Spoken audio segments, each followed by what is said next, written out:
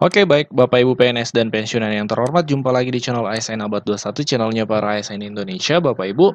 Nah, baru-baru ini pemerintah sudah mengeluarkan dan mempublis dokumen yang sudah disusun yang jumlahnya ratusan halaman, yaitu Nota Keuangan 2025 dan RAPBN 2025, Rancangan Anggaran Pendapatan dan Belanja Negara 2025. Dan yang menarik, dalam dokumen itu ada semacam sinyal dari pemerintah terkait kenaikan gaji ASN 2025.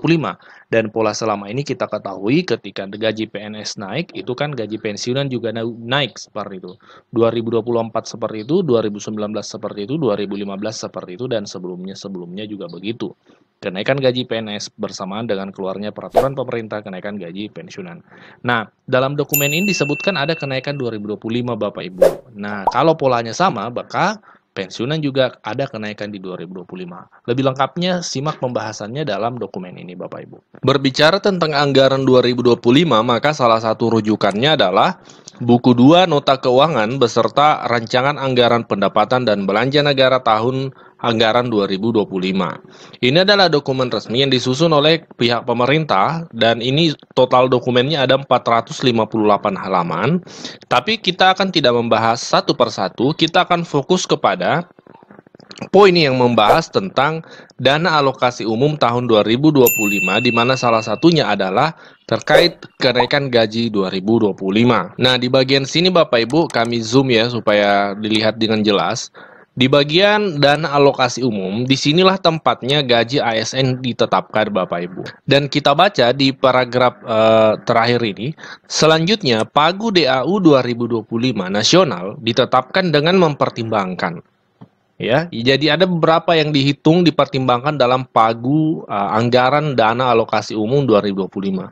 Yang pertama, kebutuhan pelayanan publik daerah, kemampuan keuangan negara, Pagu TKD secara keseluruhan, target pembangunan nasional, dan terakhir kenaikan gaji pokok ASN Bapak Ibu. Nah, ini yang kami maksud bahwa memang 2025 kenaikan gaji pokok untuk ASN ini disebutkan. Lantas bagaimana dengan pensiunan? Karena banyak ditanyakan di kolom komentar. Kalau kita melihat pola selama ini, kenaikan gaji ASN itu selalu bersamaan dengan gaji pensiunan. Jadi kalau kita asumsikan bahwa kenaikan gaji pokok 2025 untuk ASN, maka asumsinya pula adalah kenaikan gaji pokok untuk pensiunan. Karena polanya selama ini seperti itu. Ya, kita berharap pola untuk 2025 tetap sama. Kenaikan gaji pokok ASN disertai dengan kenaikan gaji pokok untuk pensiunan. Jadi memang dalam dokumen nota keuangan ini disebutkan terkait kenaikan gaji pokok untuk ASN. Total anggarannya disebutkan di sini. Untuk 2025 total anggaran itu mencapai 446.633 miliar atau dengan kata lain sekitar 446 triliun, 446,6 triliun. Nah, ini lebih tinggi di tahun 2024, lebih tinggi di angka 18 triliun Bapak Ibu. Kalau Bapak Ibu mau melihat tabelnya, grafiknya ini ada di sini ya. Memang 2025 ini anggaran untuk DAU lebih tinggi sekitar 446,6 triliun rupiah Bapak Ibu. Nah, jadi sekali lagi memang dalam dokumen nota keuangan ini disebutkan kenaikan gaji. Dan sebelumnya, 1 bulan yang lalu, kita masih ingat tentunya, memang ada konferensi pers dari pihak pemerintah dan menyatakan bahwa 2025 ada kenaikan gaji untuk ASN dan menjadi program prioritas dari pemerintahan terbaru, pemerintahan baru dari Pak Prabowo Subianto. Yang ketujuh, penaikan gaji aparatur sipil negara, terutama guru, dosen, tenaga kesehatan dan penyuluh, serta Tentara Nasional Indonesia, Kepolisian Republik Indonesia secara bertahap. Sehingga selanjutnya Bapak Ibu Menteri, jatahnya kami kurangi tinggal 5 menit. 5 kali 6, 30 menit, karena selanjutnya ada sebagian dari kita perlu berangkat ke IKN. Oleh karena itu kami persilakan Bapak Menteri Bappenas, Pak Soeharto, 5 menit. 5 menit. Baik, terima kasih. Assalamualaikum warahmatullahi wabarakatuh. Pertama tadi, penduduk Maret 2025. Catat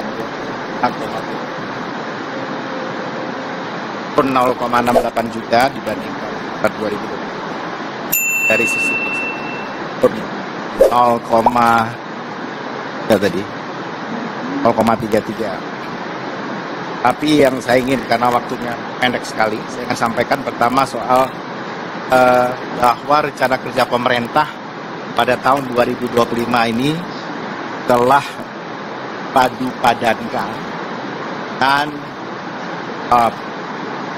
program hasil terbaik cepat, program hasil terbaik cepat yang dikenalkan oleh Presiden dan Wakil Presiden terpilih. Secara singkat saja mengenai program hasil terbaik cepat ini yang kami share saja. Tadi sudah disampaikan, pertama misalnya ini yang memberikan makanan bergizi sehat di sekolah untuk meliputi 15,42 juta jiwa di 514 kabupaten kota. Dan yang kedua adalah mencetak dan meningkatkan produktivitas lahan pertanian dan lumbung pangan desa, daerah dan nasional. Dan ini adalah luas intervensi indeks pertanaman 50 sampai 80 ribu hektar dan luas cetak sawah ekstensifikasi sawah baru 250 yang indikasi lokasinya dari Papua Selatan, Sumsel, Kalteng, Kaltara, NTT, dan Lampung. Kemudian menyelenggarakan pemeriksaan kesehatan gratis, menuntaskan kasus TBC dengan sasaran penurunan TB menjadi 272 per 100. Membangun rumah sakit lengkap berkualitas di kabupaten kota. Yang keempat adalah membangun 4 sekolah SMA unggulan di IKN, NTT, Sulut, dan Maluku Utara. Memperbaiki sekolah-sekolah yang perlu renovasi sebanyak kurang lebih 90.000 ruang kelas. Yang kelima, melanjutkan dan menambahkan program kartu kesejahteraan sosial serta kartu usaha untuk menghilangkan kemiskinan absolut yang tahun ini telah mencapai 0,8, tahun depan adalah targetnya 0%.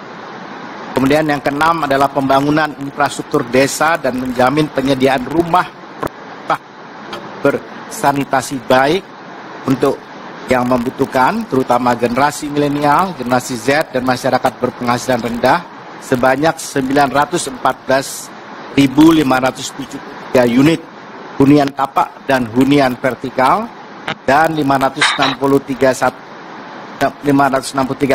hektar pemukiman kumuh. Taskan.